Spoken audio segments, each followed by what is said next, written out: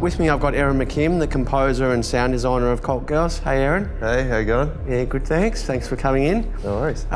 So, apart from being a composer on the film, you've had a background as a DJ and a live performer over many years. Yep. How did this background kind of inform your approach to the soundtrack of Cult Girls? What really drew me to it is the textures of the sound, and particularly the bass and the sub-frequencies. When it's a lot of the music I like is played on massive sound systems. I love the visceral nature of that and how you actually feel it and it affects you physically. With Cult Girls, we've got a lot of sub-frequencies throughout it, and even a lot of the sounds in the sound design, a lot of sounds in the score as well, are all designed to have a visceral, physical impact.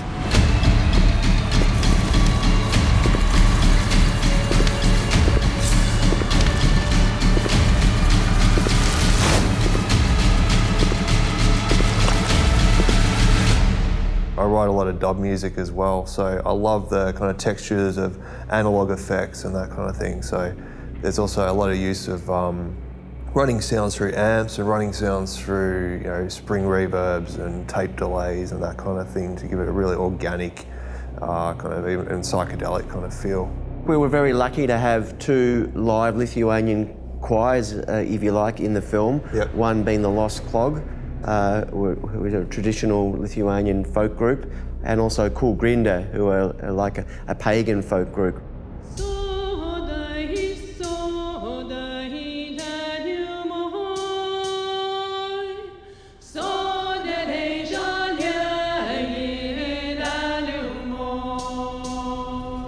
The Lost Clog, we formed in 2010, but our history comes from, and our influences come from quite a long line of folk singing and Lithuanian sort of folk groups and music in Melbourne.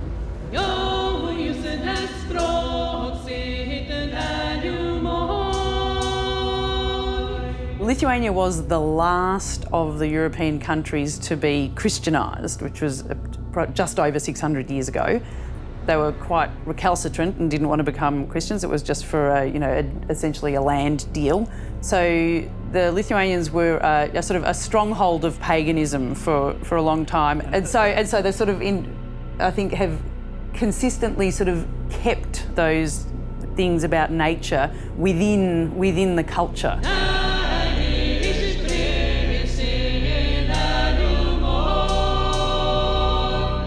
It's about the deep winter. So it's about the snow's coming, and it gets quite serious. And there's the little rabbit is out in the snow. Goes, oh, here comes the rabbit. Its legs are a bit short. Gets stuck in the snow. Here comes the hunter. Shoots the rabbit, and skins it for its beautiful white fur. And that's it.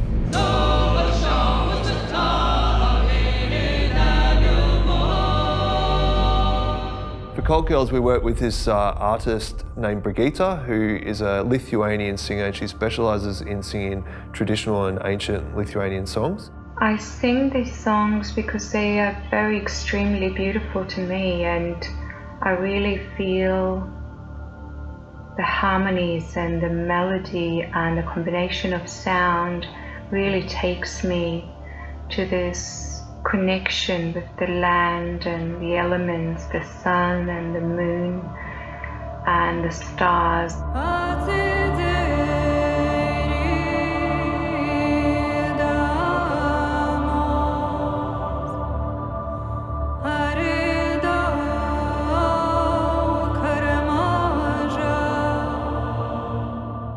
This is a harvest song, and it's beautiful that it has this parable between harvest in nature and a sunset of human life. It has that beautiful energy of reflection and reconciliation on all that you have been able to complete or has been left unfinished. The sun sets, so Ragana passes away, she dies, and then the sun obviously rises again through Dahlia.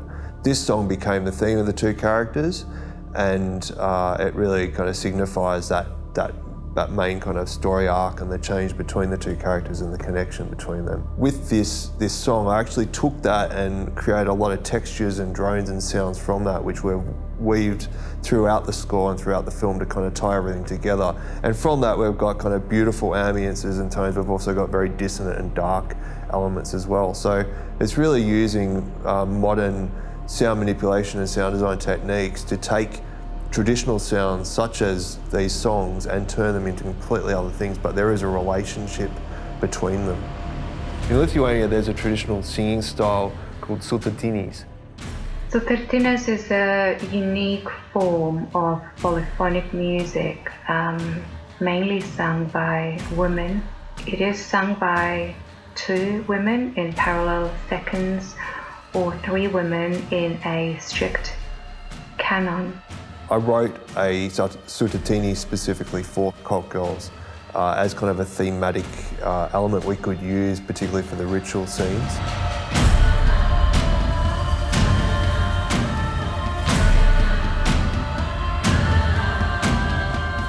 And it's very deeply spiritual because it is so deeply trance. Again, it takes you, draws you into the core of yourself.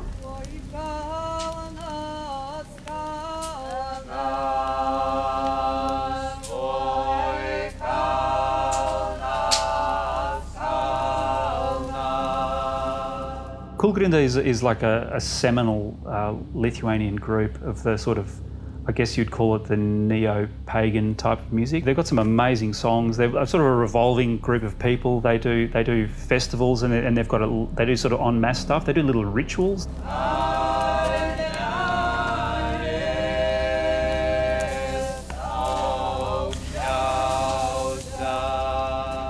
They're kind of real, you know. They're actually. One of the guys I met last time we went to Lithuania, he told me about the worship sites up on a hill. He said, "Oh, just up there, there's a little place where we go and light a fire. There's this track you follow. It's not nobody really goes there. People desecrate it sometimes or whatever, but we fix it up and there's a place we go." And they're for real, those guys. What about the Ragana character? Obviously, Ragana has come from Lithuanian folklore. It means like a witch. In Lithuanian mythology, there is a snake spirit called Jaltes, and this snake spirit actually represents, good harvest and fertility and positive things. But we took that and corrupted it essentially to kind of align with the ideas of the corruption of the Golden Path and Ragana. And so essentially we created a snake choir using a combination of kind of dissonant human voices and snake sounds and snake hisses.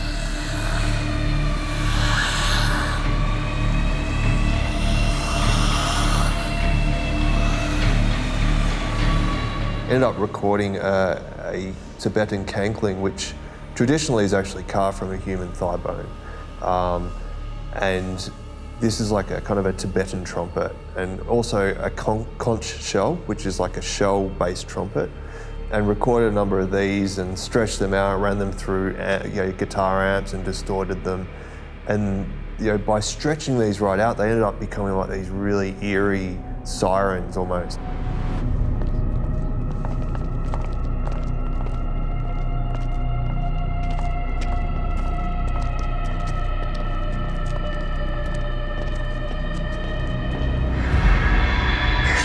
Abrasive sound, chaotic live show, and well-publicised criminal convictions, Sorat have spread their message of fear and hate across the world.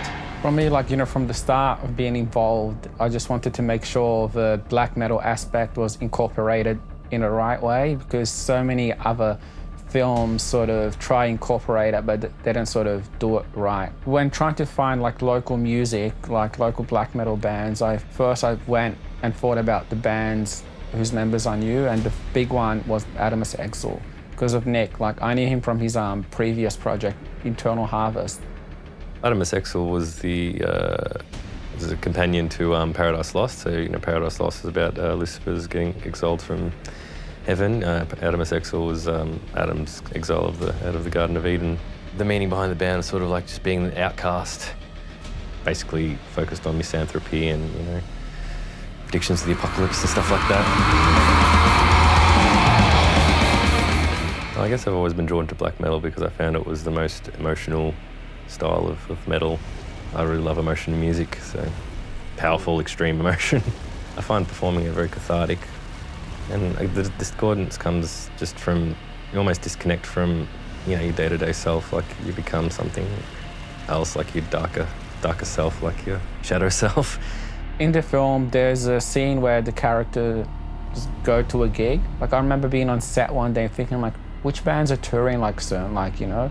And then I saw some of them, and there was the show in Dark Mofo where they had like Cult of Fire, Tribulation and Dead Congregation. And I knew obviously Cult of Fire wouldn't do it because they're like that kind of band, but then I'm like, Tribulation maybe?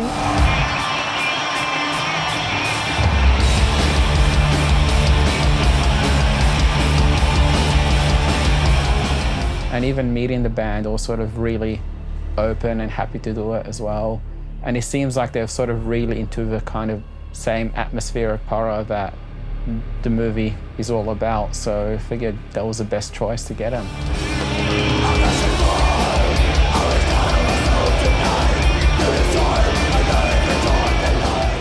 So when someone is watching it, they'll sort of know that someone who actually likes the music or has some knowledge of it was involved in it, and that's what I wanted to show.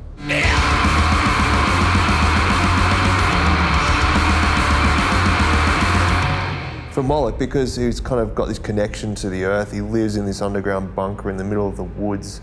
He's like a hermit, essentially. He lives by himself, and he's just there with nature. And so I wanted to take sounds that would represent that. So I used the sound of a waterphone, particularly for when he's underground in his bunker, and also the sounds of low woodwinds to kind of represent the forest, I suppose, and then running these sounds through metal amps and metal distortion to kind of give them that metal element without, you know, kind of going and getting guitars. It's about fusing elements together to create something new.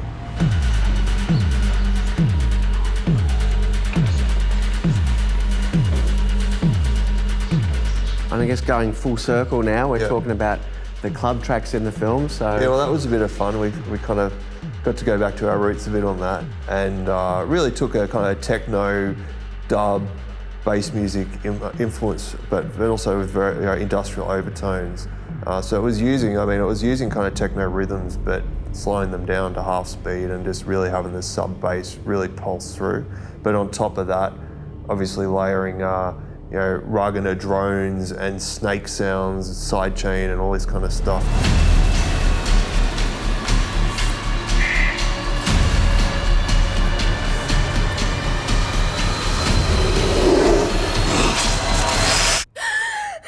Oh, well, thanks heaps for coming in, Erin, and look forward to hearing the soundtrack when it's out. Yeah, cool. Thanks, right, Mark. Cheers. That's it. Okay.